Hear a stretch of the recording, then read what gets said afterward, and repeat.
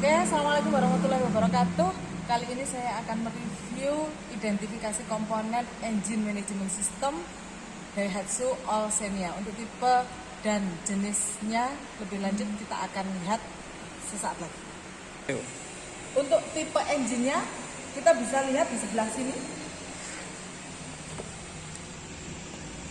yaitu tipe F651RV dengan engine K3VE.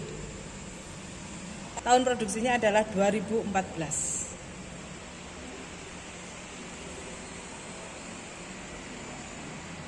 Untuk macam-macam sensornya kita bisa lihat di buku pedoman perbaikan Daihatsu All Xenia dengan tipe yang sama, ya.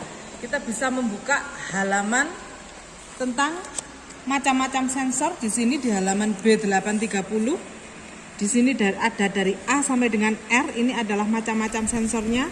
Letak sensornya kita bisa bandingkan antara buku manual yang ada di buku manual dengan yang ada pada kendaraan aslinya. Seperti contohnya adalah sensor intake air temperatur, ya. Untuk intake inlet air temperatur di sini hurufnya adalah Q. Maka kita bisa mencari di sini posisinya ada di sebelah sini. Nah, pada buku manual posisinya ada di sebelah sini, maka kita bisa bandingkan dengan yang ada pada engine di kendaraan.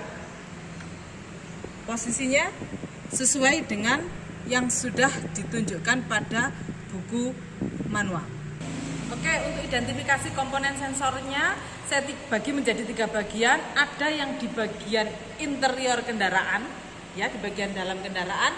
Kemudian ada di bagian engine room, dan saya juga menggunakan engine stand dengan tipe yang sama karena ada beberapa sensor yang kita tidak bisa melihat langsung pada engine room karena lokasinya tidak mudah untuk dilihat secara langsung.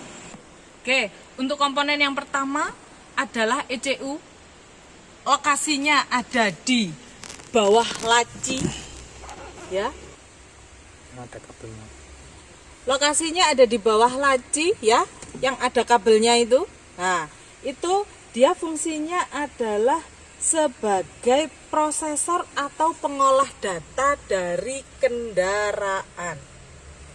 Lokasinya ada di sana, ya, terlihat, ya.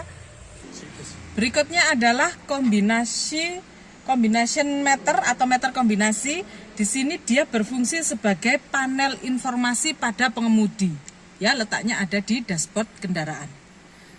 Dan yang terakhir, yang ada sensor yang ada di dalam kabin atau interior, yaitu DLC.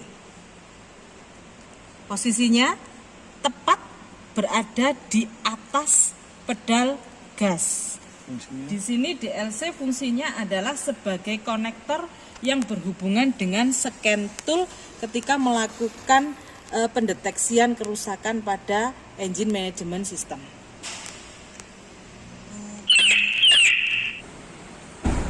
Oke, berikutnya kita identifikasi sensor-sensor yang ada di engine room kendaraan.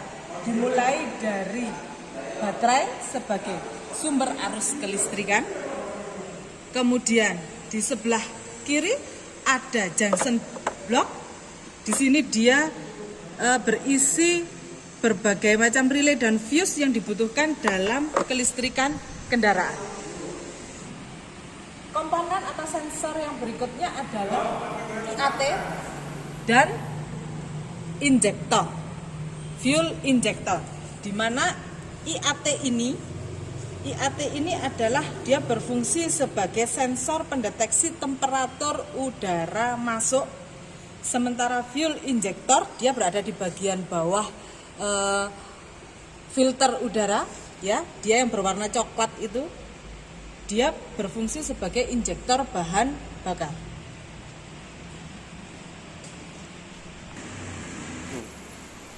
Komponen berikutnya di sini dia adalah idle speed control, dia adalah aktuator. Sementara di belakangnya di situ ada yang disebut dengan sensor MAP, Manifold Absolute Pressure. Idle speed control di sini dia adalah mengatur putaran idle dengan cara mengatur masuknya udara saat idle. Sementara untuk MAP sensor dia adalah mengatur tekanan udara masuk pada manifold, mendeteksi masuknya udara ke dalam manifold, tekanan udara ke dalam manifold. Komponen berikutnya adalah ignition coil dan oksigen sensor, di mana ignition coil ini posisinya ada di sebelah sini, di bagian bawah dari air filter, ya.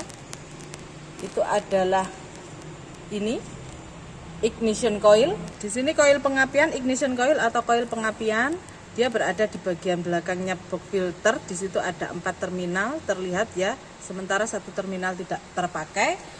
Di mana koil pengapian ini berfungsi sebagai perubah tegangan baterai 12 volt menjadi tegangan tinggi lebih dari 10 kV saat pengapian untuk si busi bisa memercikkan bunga api. Sementara oksigen sensor tadi adalah sebagai pendeteksi kandungan oksigen pada gas buang.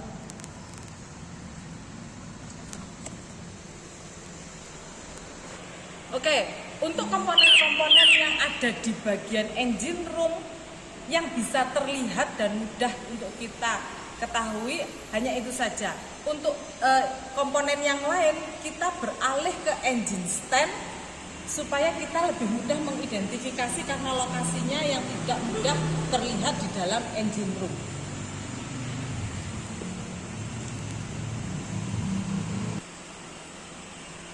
Oke.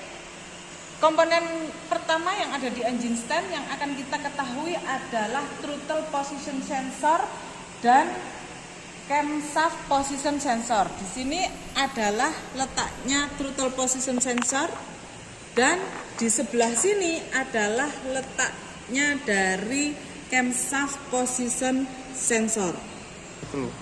Untuk throttle position sensor dan camshaft position sensor fungsinya adalah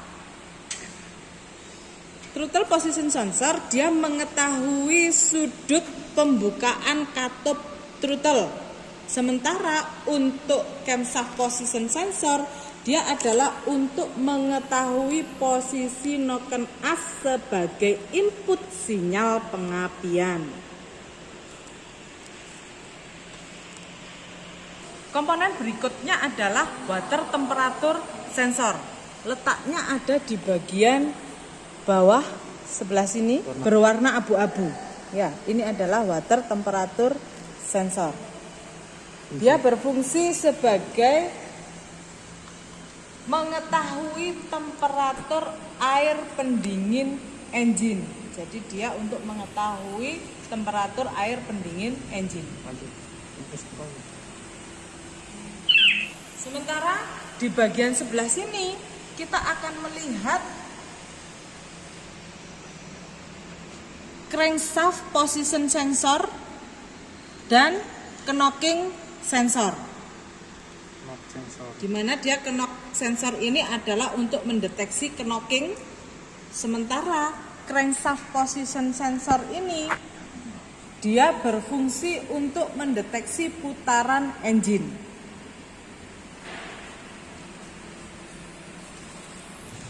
Setelah kita mengetahui atau mengidentifikasi komponen-komponen dari sensor engine management system, berikutnya kita akan melakukan troubleshooting pada engine management system.